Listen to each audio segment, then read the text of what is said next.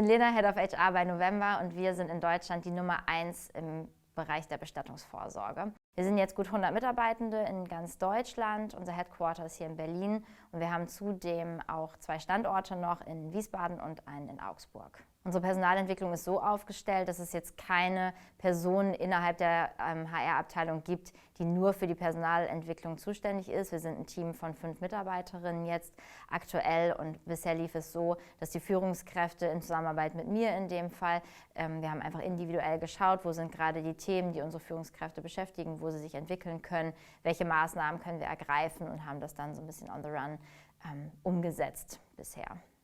Die größten Herausforderungen, die wir aktuell haben oder Themen in der Personalentwicklung sind, dass wir einige Führungskräfte haben, die Young Talents sind, die wir promoted haben innerhalb der Organisation eben in ihre Führungsrolle rein. Die können zum einen natürlich noch nicht auf einen riesengroßen Erfahrungsschatz zurückgreifen, weil sie noch nicht so lange in der Rolle eben sind und die wollen wir entsprechend fördern und weiter stärken, sodass sie einfach für ihre Mitarbeitenden eine sehr gute Führungskraft sein können. Für unsere Young Talents wollten wir als Weiterbildungsmaßnahme vor allen Dingen das Coaching oder haben uns dafür entschieden, weil wir was sehr, sehr Individuelles ihnen bieten wollten. Kein klassisches Training, sondern einfach wirklich einen geschützten Raum, wo sie ihre individuellen Themen mitbringen können, die besprechen können, daran arbeiten können und ja, einfach etwas haben, was sehr perfekt auf sie zugeschnitten ist. Ein weiterer Grund für uns für das digitale Coaching mit Sharpest war vor allen Dingen, dass wir ja auch remote führen oder remote arbeiten. Unser Team ist ja deutschlandweit aufgestellt und da haben wir einfach natürlich den Vorteil, dass auch der Coach egal wo in Deutschland sitzen kann und nicht unbedingt am gleichen Ort sitzen muss wie unsere Führungskraft. Ich glaube, dadurch hat man nochmal die Möglichkeit, einen noch perfekt passenderen Coach zu finden, als ich das vielleicht hier in Berlin jetzt hätte.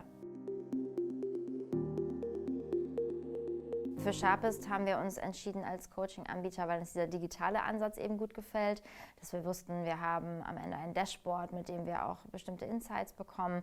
Uns war wichtig, dass uns aus der HR-Abteilung im Vorfeld einfach dieser große Block an Recherchearbeit auch abgenommen wird. Wer sind wirklich die zertifizierten guten Coaches in Deutschland? Und auch das Matching am Ende zwischen dem Lernenden und dem Coach läuft ja über Sharpest und das nimmt uns natürlich ganz viel Arbeit auch ab und das Onboarding für uns als Unternehmen oder für mich aus der HR-Abteilung mit Sharpest war extrem einfach. Man merkt einfach, wie professionell das aufgestellt ist. Es gibt sehr, sehr gute Unterlagen im Vorfeld, sodass jeder zukünftige Lernende sich die App schon runterladen kann, weiß, wie er sich schon mal grob einrichtet, sodass dann dieser Onboarding-Termin als solcher, dieses Kick-Off, sehr, sehr strukturiert und effizient ablaufen kann. Also was kann Coaching und was kann Coaching nicht? Ich denke, Coaching kann vor allen Dingen die richtigen Impulse mitgeben, den Handwerkskoffer, wie man so schön sagt, füllen mit nützlichen Tools, die die Führungskraft dann anwenden kann. Aber was kann Coaching eben nicht?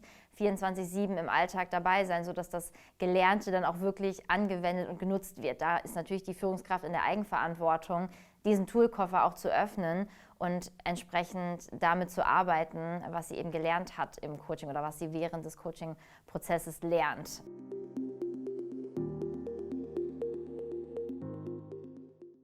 Ja, das Feedback der Mitarbeitenden zum Coaching mit Sharpest ist wirklich durchweg positiv.